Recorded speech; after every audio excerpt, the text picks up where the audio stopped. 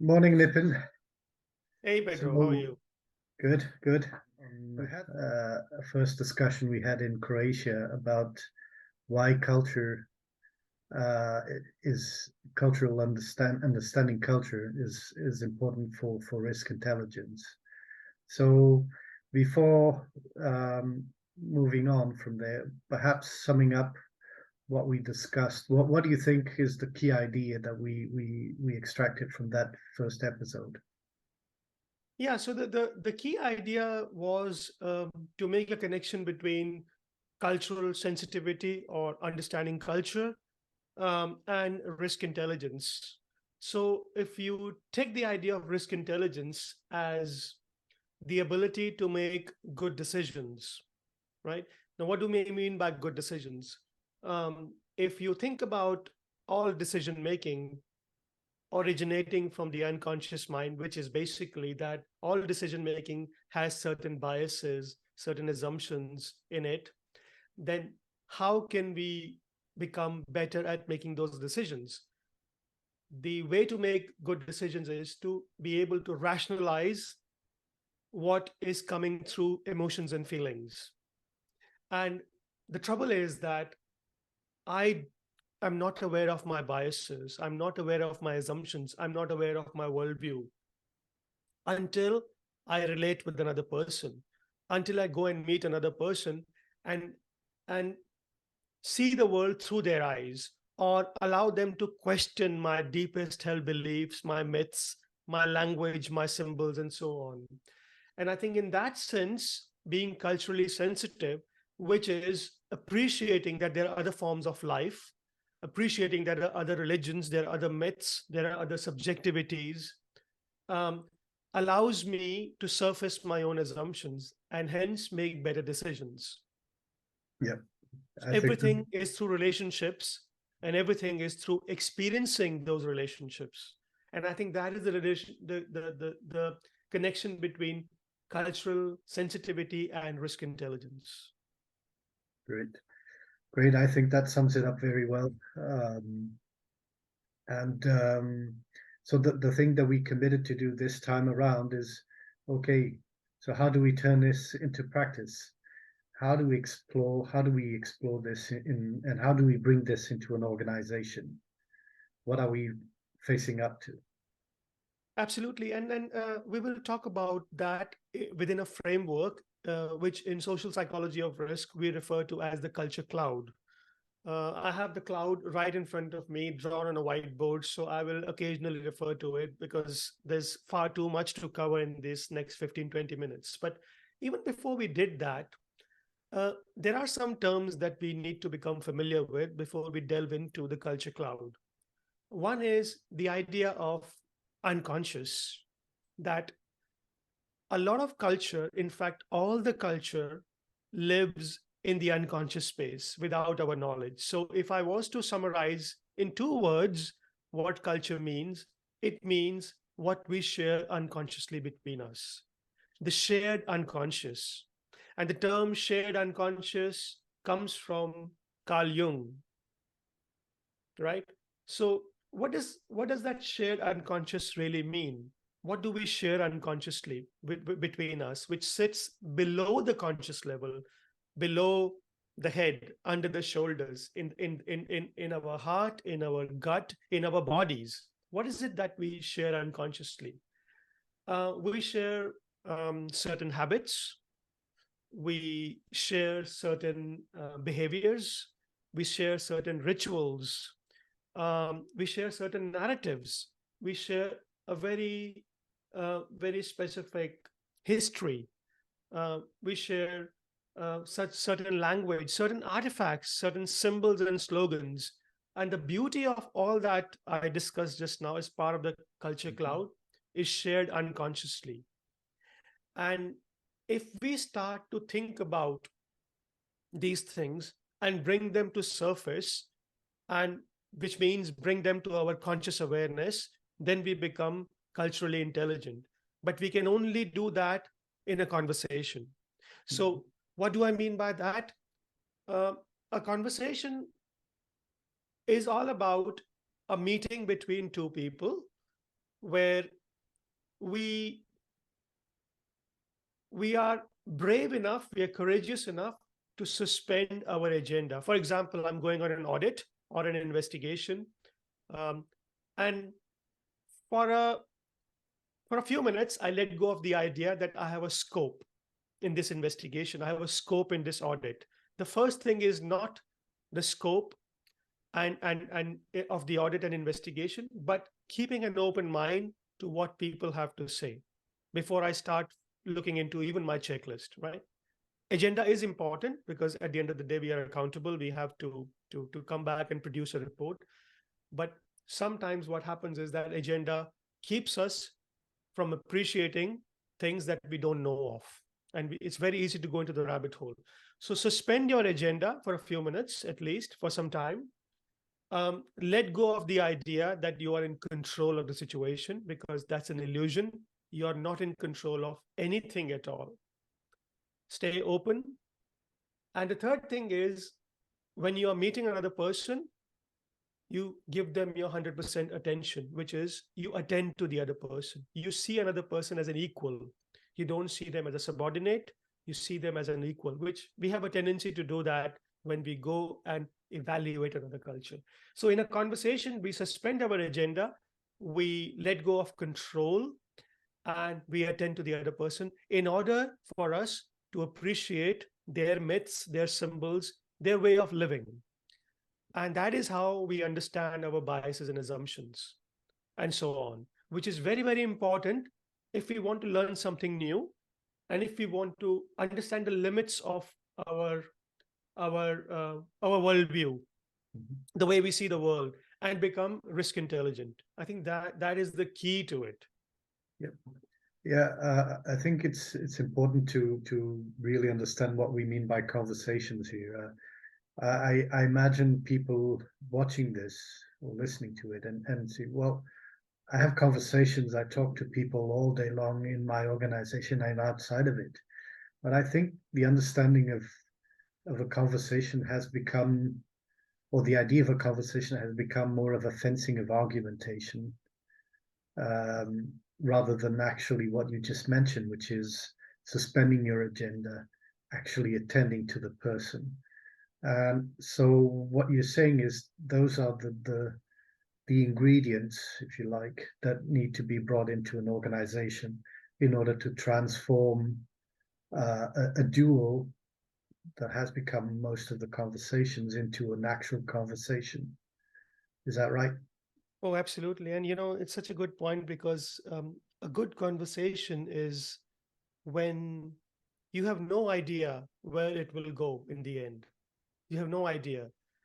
It's Some people would call it the emergent nature of a conversation, that you start off in one location and you end up in a completely different place, which was unknown to you and the one you were conversing with, completely unknown.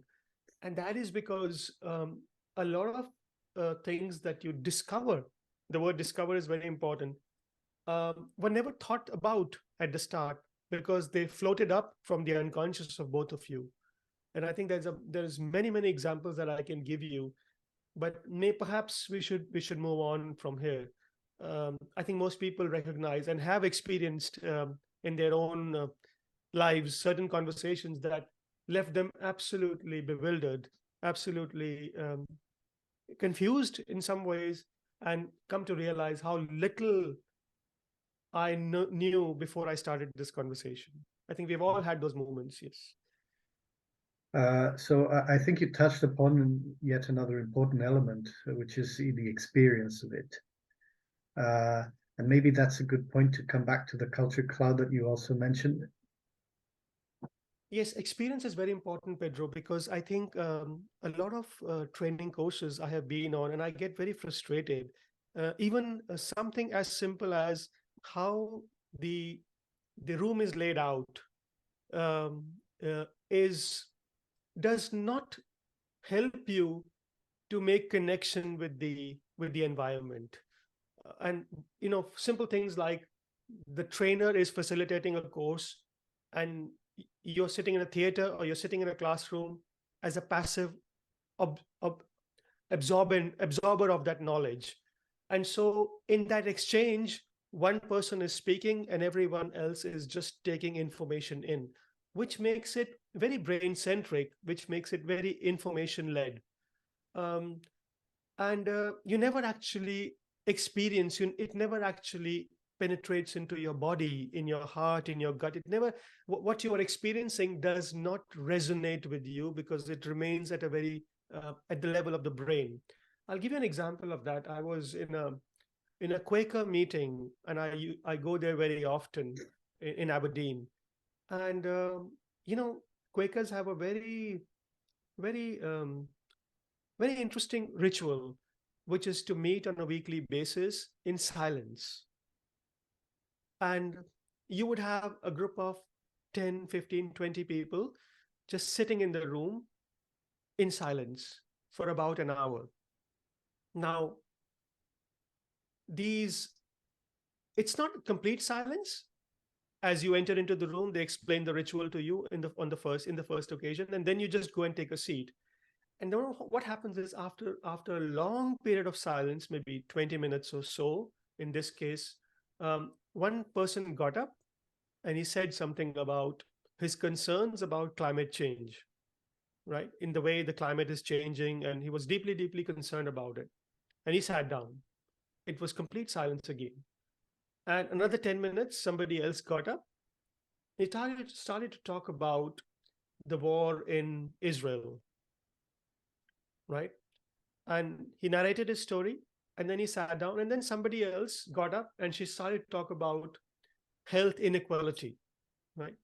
Now, if you were to look for a golden thread in this conversation, there is none.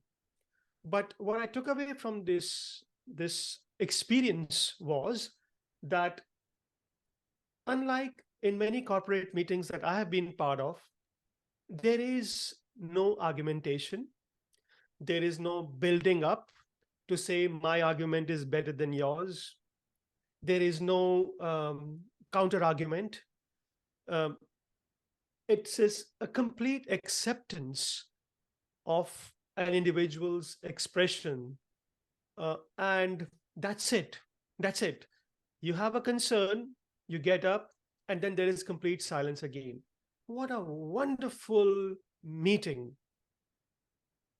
And then at the end of the meeting, somebody asked me to why are you here, and I said I just came here to experience this place.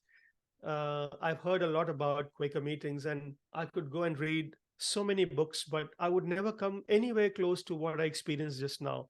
Everything that I took in, my body took in.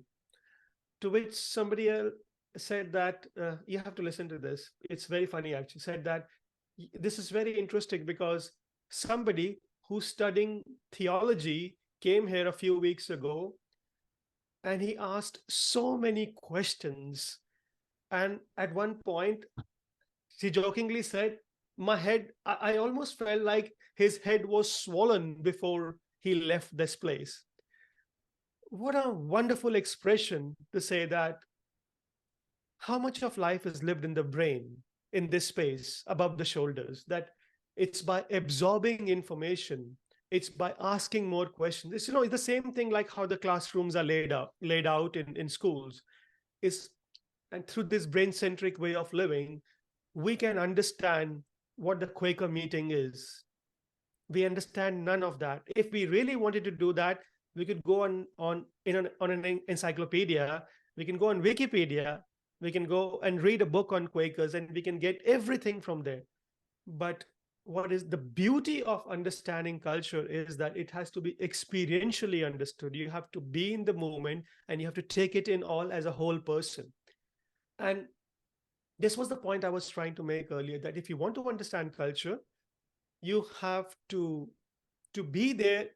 You have to take things in. You have to experience the culture semiotically. You have to take the environment, all the symbols and the metaphors and the artifacts and the language, and you have to take it all in. And this is where all culture is understood experientially. Um, there was a, we are doing these weekly courses right now, and I started off with a girl, and I asked her. I said, "How's it going for you?" And she responded by saying, "Nippin, I can't, I can't understand most of it at the moment. It's too abstract, but it all feels very good. It all, I can already feel it. So much before knowing, you can actually feel things, and I think the feeling of it is so important to understand culture. Yeah. So, Nippon, just to bring it down a bit, what I guess what we're saying is that how this needs to come into an organization is uh, precisely that. Instead of trying to measure and dissect culture, which will only make your head swollen, actually try and just experience it for a while. And it's about really getting good at experiencing culture and being there with your organization, in your organization. Does that sound good? Yes, you remember when we were in Stavanger, we went for a walk.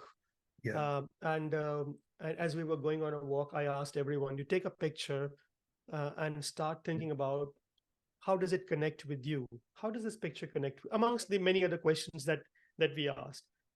And it was so fascinating that, in one of the pictures, for example, somebody took a picture of a hut with a slope, uh, and and I asked everyone what is so unique about this picture, and they all had something to say. But one of the things that was in the unconscious was that the hut had a slope, and so which nobody questioned, because it's the collective unconscious of this culture in the West that a hut must have a slope, a house must have a slope. Now if you go into another culture, the house does not have that slope, right? But you won't understand that until you meet somebody from another culture. And I think so that semiotic experience of going around and just questioning things and how they connect with us, things that we question and things that we never question, is so integral to culture, and understanding what do we share unconsciously in our semiosphere, in our symbols, in our metaphors, in the way we see the world around us. Yes. Yeah. Just on that same topic, one similar walk that we had in Athens, and one thing that I found very striking then was someone that was sleeping on a doorstep. And when we came back to the meeting room, discussing how we felt for this person, is we immediately assumed that this was uh, someone going through a hard time sleeping on the street. Um, and I noticed, but if you look closely, you see a spotless, clean, almost looking brand new sleeping bag, and also a brand new backpack. Um, does that sound? Which it's paying attention to being there and paying attention, observing, and that I think is something that we also discussed quite a lot here. And the moment you pay attention to such details, you start to see a radically different picture around you. You do, Pedro, but I think something very powerful in what you said is that what does paying attention really mean? Paying attention means suspending your agenda, um, giving up control and attending to the other. The only way we make connection to somebody lying on the floor is that I have never done this, so he must be less than me, right? Now, I'll give you an example from the maritime world.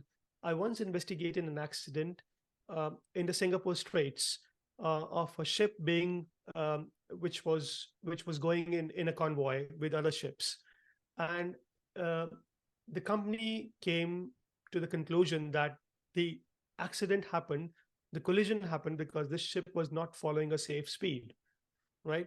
So what is the safe speed? The safe speed stipulated in the company safety management system is 18 knots, which is about between 25 and 30 kilometers an hour. And this ship was doing 2 or 3 knots more than that. And based on that, very quickly make the judgment that the ship is doing a fast speed. So that must be the reason. Now, when you look at every other ship in that area is actually doing the same speed as that ship. And according to the captain, if he did any less than them, he would create an opportunity for other ships coming very close as they overtake this ship. And the point I'm trying to make is this, that we never actually take the time to understand the culture. We are so quick at making judgments. We are so quick because thinking is hard. Understanding another point of view is difficult. So we try to close that gap by putting our own worldview into the situation rather than understanding another worldview. And I think that is a skill that you develop once you become culturally sensitive. It's, if you look at the culture cloud, if we go through it, we talk about behaviors, and this is a very concise kind of a podcast, but obviously we can talk in more details. But people are more than what you see them at a particular moment in a day. When somebody is in stress, that person is not the same person as what he or she would be in their usual life. We all know that when people are under stress, they are on the opposite side of their temperament. A lot of people cannot handle stress. If you look at for example, my wife, at 7:30 in the morning, when kids have to go to school, she's a completely different person, and she's very stressed out in those moments. It She can be the complete opposite of what she is on an average basis. So what sense does it make to evaluate people's behavior in a stressful situation when you want to make things safer? You have no idea what that person. So this mechanistic idea of labeling people as negligent, alcoholics, careless, not having enough situational awareness is pointless if we don't engage with them, if we don't understand what is the basis of behavior, which is the unconscious, right? Then we talk about things like, for example, you want to understand the history, which is integral to culture. How do you go about understanding history? What methods and techniques do we have to understand history? It turns out that in most organizations, you will fall back on accidents, near misses. You will fall back on successes. Some big projects, some big awards won. And the trouble is that most of those oversimplified reports or narratives are don't give you a detailed understanding of what was the situation there. So, for example, in near misses, we see somebody is being disciplined, but we never actually get to understand their side of the story. Never. So the history that you're relying on to evaluate a culture is very oversimplified. It's full of facts, it's full of evidences, but it almost always misses the voice of the marginalized, the voice of the powerless. So what are you really relying on? The trends, the patterns are all about the hero myth and the anti-hero myth. Who did something wrong and who was the hero behind this success? So you end up in a very tricky situation if you don't have an understanding of how to engage with history. But just on that particular note, very recently I had an interaction with somebody so I wanted to bring that person some not so pleasant news about what was going on in their organization. And even before I could finish my first sentence, the response was, "I cannot accept this allegation. If I did, I will have to close down the operations of this place." And my point was that it's not an allegation. It's an invitation to understand what's going on in the organization. And the beauty of it, Pedro, is that if you're not emotionally intelligent, if you're not culturally intelligent, you will never be able to grasp that experience because it stays just here. It never goes here. And as that person was hearing what I was saying, I could already see his body was rejecting all of that. His body just could not cope with it. In Damasio's words, you're not culturally intelligent because your homeostasis, your life processes go out of balance when you are faced with a threat or an opportunity or anything in between. So, a large part of being culturally intelligent is to be able to realize your emotions when you're confronted with something new. And that, so as part of this cultural cloud framework, you help people realize that how much of life is lived at the brain centric level, rejecting everything that denies your worldview, that challenges your worldview. And I think in many ways it's a journey, because one cannot expect people to become culturally intelligent in a day. It's impossible, even in a 2 or 3 day session. It's a journey that everyone has to experience. That you cannot control the world. Forget about the world. You cannot control your own children. So why not embrace uncertainty? Why not embrace the unknown and learn something new about yourself in order for you to make better decisions in life, more mature decisions in life? Yes. And I think that is the core of it. Yeah. I just want to share with you. I think you've seen this mug, but you know, the lion is the arrogant one, and the mouse is the courageous one. I call the mouse courageous because at the end of the day, um, it's the mouse whose life is at danger when he comes out of his burrow every day in search for food. The lion has no such issues. He can roam around and eat whenever he or she is hungry. But when the lion sits in patience, and listens to the mouse, amazing things happen.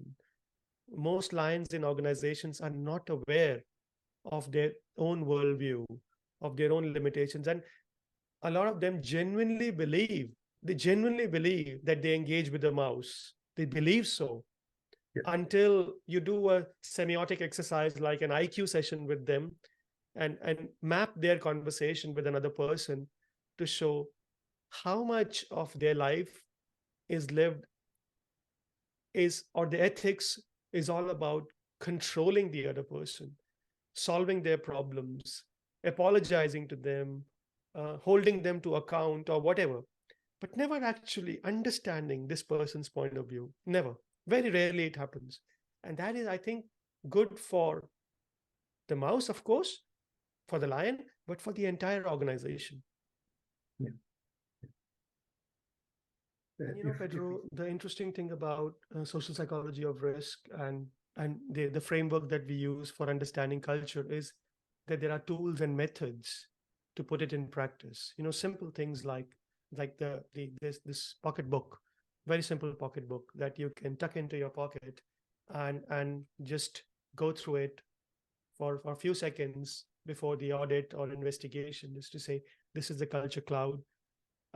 And how do I go about familiarizing myself with the culture of this place? And it's got all the checks and simple keywords that you can use to take your cultural intelligence to the next level. And it's all semiotic, very little text, very little slogans, very little presentations. It's all semiotic, it's all visual. And once it becomes that visual, that model becomes part of your body, you don't even need any of this. You can just throw it away and you can do it yourself, because it's all part of body now. Yeah. I think we've extended, we've learned, we let it go, and we ended up where we didn't expect to, as any good conversation. How would you like to close this up? Well, I don't know, Pedro. I think the idea of this session was to give people a flavor of how to put cultural intelligence into practice. And I think we've done that. Obviously, I will include the Culture Cloud semiotic as part of this podcast. Also, there are books that Dr. Rob Long has written, wonderful books to explain these things in practice. We have a workshop coming up in London in March, from the 20th until 22nd of March, where we will discuss. It's a 3 days workshop where The first 2 days is all about classroom discussions and reflections on culture. And the third day, we actually take people on a walk to experience culture, which is the essence of what we discussed today. So there's plenty of opportunities for people who really want to learn more about culture. That's all. Great. Thank you. Thank you, Pedro.